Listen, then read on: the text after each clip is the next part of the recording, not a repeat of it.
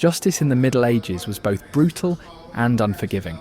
Theft could lead to hanging, even for something as small as a loaf of bread.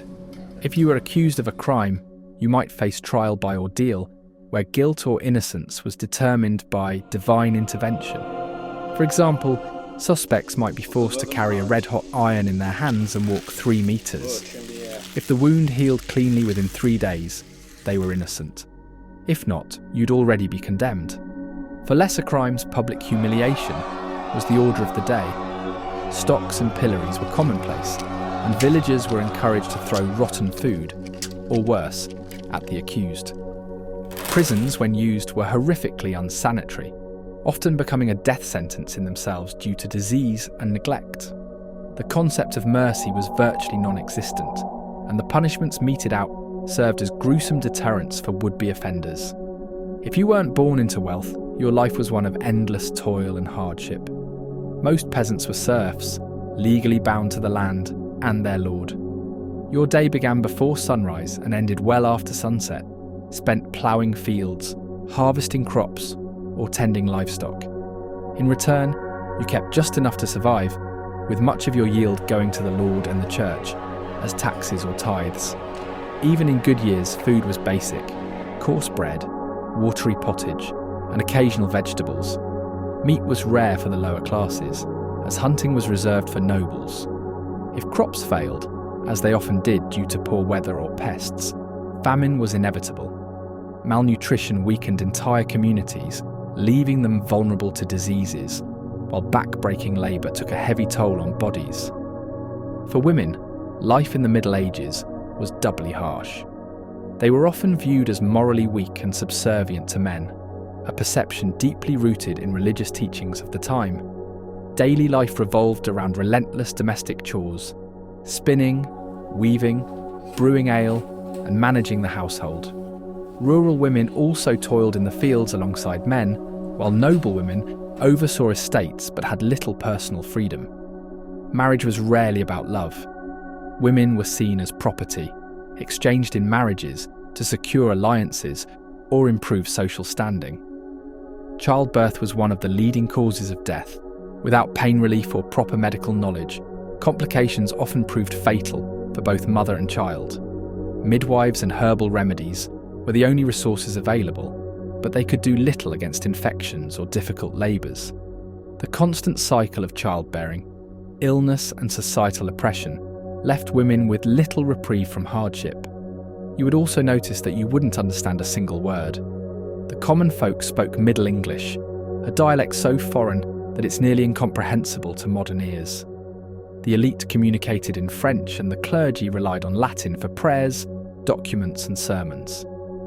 These language barriers alone would make survival incredibly difficult. Even if you managed to communicate, literacy was a rare luxury. Only about 10% of men and 1% of women could read or write. Books were hand-copied, expensive treasures reserved for the wealthy or religious institutions. Most knowledge was passed down orally, creating an environment where misinformation and superstition flourished. Symbols and pictures helped bridge gaps, but they'd hardly prepare you for navigating this unfamiliar world. Childhood in the Middle Ages was a perilous journey fraught with danger. Nearly 1/3 of children didn't survive past the age of 5, falling victim to diseases like dysentery, measles or whooping cough. The lack of medical knowledge, poor sanitation, and malnutrition only compounded the risks. Even in the womb, survival wasn't guaranteed. Poor diets during pregnancy led to complications, and women often consumed alcohol, unaware of its risks. For the lucky few who made it to adulthood, life was still harsh. The average life expectancy hovered around 30 to 40 years, though those who survived childhood illnesses and avoided war or famine could live longer.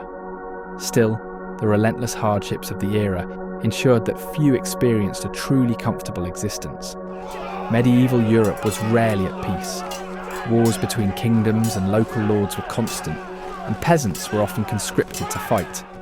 Armed with little more than farm tools or crude weapons, they faced professional soldiers and brutal tactics. Casualties were high, and even if you survived the battlefield, The aftermath of war brought famine, disease, and economic ruin. The Crusades, the 100 Years' War, and countless smaller skirmishes claimed millions of lives. Villages were razed, livestock stolen, and fields burned, leaving entire communities destitute. The horrors of war weren't confined to the battlefield. Civilians often bore the brunt of the violence, living in perpetual fear of raids and invasions. Even the wealthy weren't immune to the dangers of medieval life. Fancy glazed pottery and leaded goblets were common at noble tables, but they often leached lead into food and drink. Chronic lead poisoning caused symptoms such as headaches, memory loss, and even death. Bread, a staple for rich and poor alike, sometimes carried ergot fungus, which caused ergotism. Symptoms included hallucinations, convulsions, and gangrene. Outbreaks of ergotism could devastate entire villages and may have inspired tales of witchcraft or mass hysteria. The combination of poor hygiene, contaminated food, and toxic materials created an environment where health was constantly jeopardized. The Middle Ages were a far cry from the romanticized tales we imagine. Disease, famine, violence, and ignorance defined daily life, and even the wealthy faced dangers unimaginable today. While we admire the art, architecture, and traditions of the period, one thing is clear: surviving even a single day in the Dark Ages would be a monumental challenge. The year is 1347. A mysterious and deadly disease has swept across Europe. Known as the Black Death, this pandemic comprised 3 forms of plague: bubonic, septicemic, and pneumonic. Together they ravaged the continent, reducing its population by as much as 50%. The question is, could you have survived? We'll explore the methods, some ingenious, others harsh, that might have kept you alive. Through these historical lessons, we uncover strategies for resilience that still hold relevance today. The pneumonic plague spread through airborne droplets, while the bubonic variety relied on fleas carried by rats. Urban centres, with their crowded streets, poor sanitation, and abundant rodent populations, became epicentres of the pandemic. To survive, the first rule was clear: stay away from the cities. Those who lived in rural areas or could escape to isolated villages significantly increased their chances of survival. Cities were hotbeds of infection, with dense populations exacerbating the rapid transmission of disease. For many, retreating to the countryside wasn't just an option, it was a necessity. Think of this as a medieval form of social distancing. Avoiding crowded markets, bustling taverns, and public festivals reduced exposure to infected individuals and flea-infested rodents. Isolation from these urban centres proved to be one of the most effective survival strategies. The practice of quarantine, a concept still used today, has its roots in the Black Death. In Venice, authorities required incoming ships to anchor offshore for 40 days, a practice known as 40 giorni, the origin of the word quarantine. This delay allowed time to identify and isolate potential carriers of the plague, reducing the risk of contagion. In Milan, officials took more extreme measures. Entire households displaying symptoms were sealed inside their homes. While this condemned many to die in isolation, it significantly lowered the city's mortality rate compared to other regions. These severe strategies demonstrate the lengths to which societies would go to curb the disease's spread. Contact with the deceased posed a significant risk. Corpses remained highly infectious, and the overwhelming number of deaths led to mass graves. In Florence, bodies were buried in layers with dirt between them, creating what one chronicler described as a human lasagna. Such practices underscore the desperation of the era. Specialised groups, known as becchini, were tasked with handling the dead. Their work was both essential and perilous, as many succumbed to the plague themselves. Some even turned to theft and violence, adding to the chaos. For the average person, avoiding contact with both the dead and those who managed them was a critical survival tactic. Fire served purposes beyond providing warmth. Pope Clement VI famously surrounded himself with a ring of flames, which likely kept infected individuals and disease-carrying fleas at bay. This unintentional method of disease prevention proved effective. Later, fire played a role in eradicating the plague from London. The Great Fire of 1666 destroyed much of the city's rat population, breaking the cycle of transmission. This historical example highlights how natural or deliberate actions can have unintended public health benefits.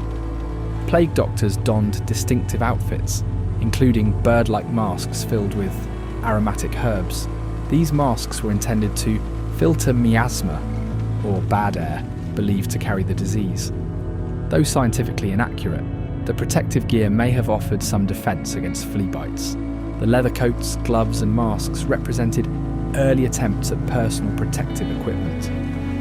While these measures were limited by the era's medical knowledge, they symbolized the ongoing effort to combat the plague. Good health was a valuable ally. Poor nutrition, unsanitary living conditions, and pre-existing illnesses heightened vulnerability to the plague. Acts like consuming fresh produce, maintaining personal hygiene, and staying active helped bolster natural defences. Though rooted more in practicality than science, these habits illustrate the connection between lifestyle and immunity. Even then, people understood the importance of physical well-being in the face of disease. Survival wasn't solely a matter of strategy. Genetic predispositions played a crucial role. Some individuals carried genetic traits that enhanced their resistance to Yersinia pestis, the bacterium responsible for the plague.